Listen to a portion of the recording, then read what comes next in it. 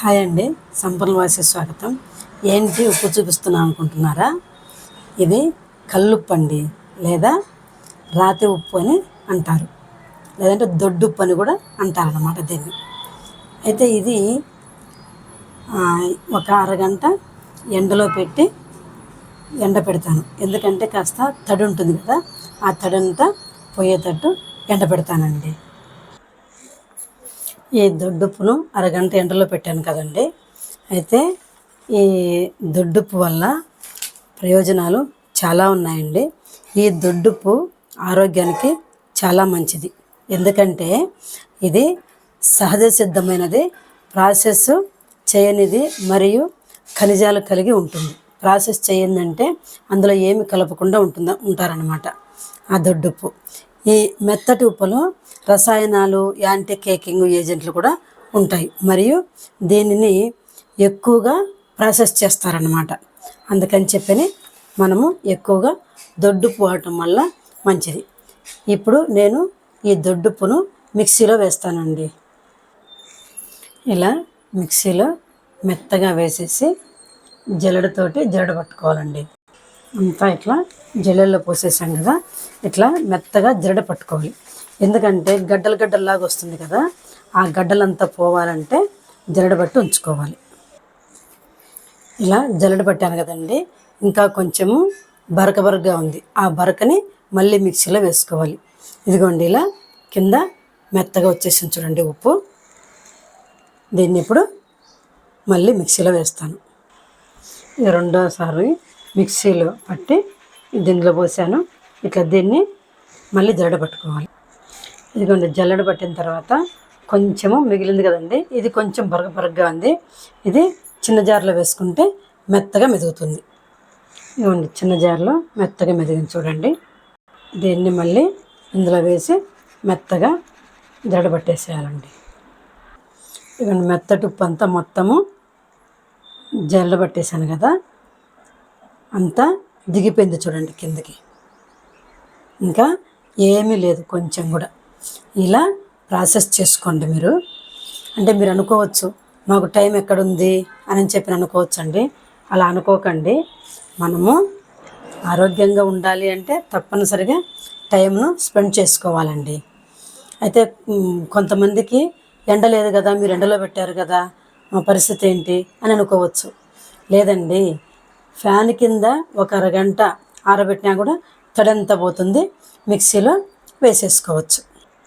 ఈ దొడ్డుప్పు సహజ సిద్ధమైనటువంటిదండి మరియు మనకు జీర్ణక్రియ కూడా సహాయపడుతుందండి.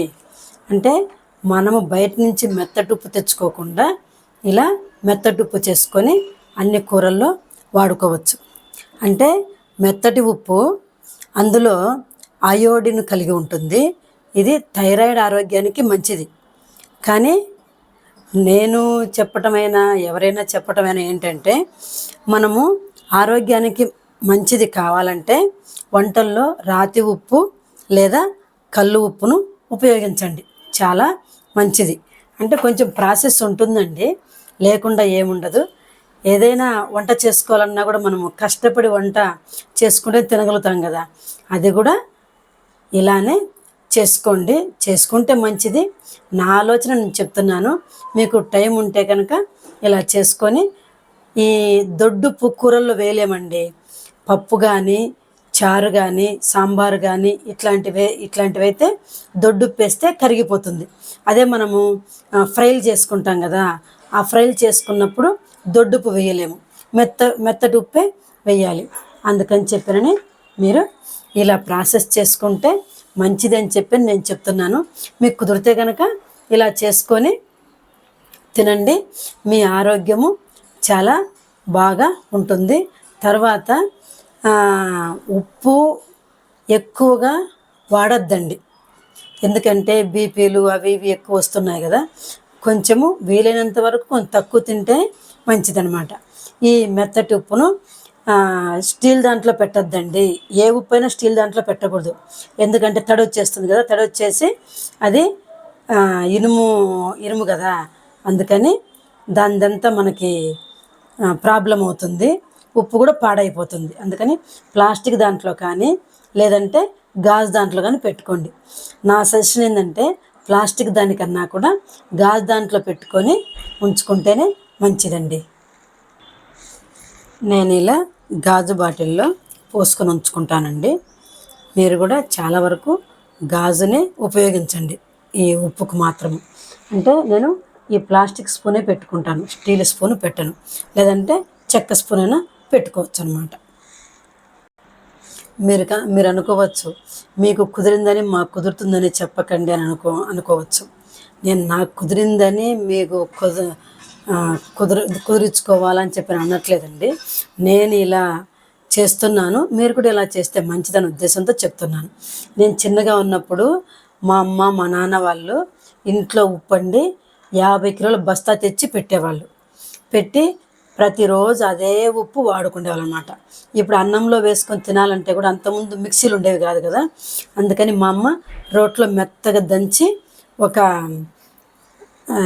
ఇది జాడి ఉంటుంది కదా, ఆ జాడీలో పెట్టి ఉంచేదనమాట. మేము అది మజ్జిగలో కానీ తర్వాత ఇట్లా ఫ్రైల్లో కానీ వాటిల్లో వేసి వాడుకునేవాళ్ళు.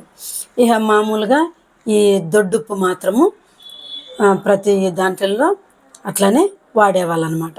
అలానే అలవాటు నాకు. నేను చాలా వరకు ఇదే ఉప్పు వాడతానండి. ఈ దొడ్డుప్పే ఇట్లా మిక్సీ బట్టి వాడుకుంటూ ఉంటాను.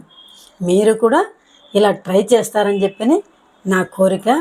ఇక మీకు కుదిరితే ఇలా చేయండి, లేకుంటే మామూలుగా బయట సాల్ట్ తెచ్చుకొని వాడుకోండి, అది మీ ఇష్టం అండి.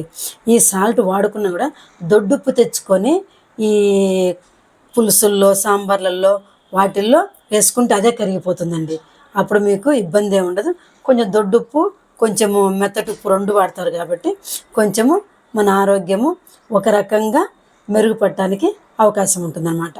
అలా చేస్తారని చెప్పినని మిమ్మల్ని కోరుకుంటూ ఈ చిన్న రెసిపీ చేసి చూపిస్తున్నానండి మీకు. ఈ రెసిపీ కనుక నచ్చితే లైక్, షేర్, సబ్స్క్రైబ్. తర్వాత తప్పనిసరిగా ఇలా చేసిన తర్వాత మీకు ఎలా అనిపించింది అనేటువంటిది కామెంట్లో తెలియచేయండి.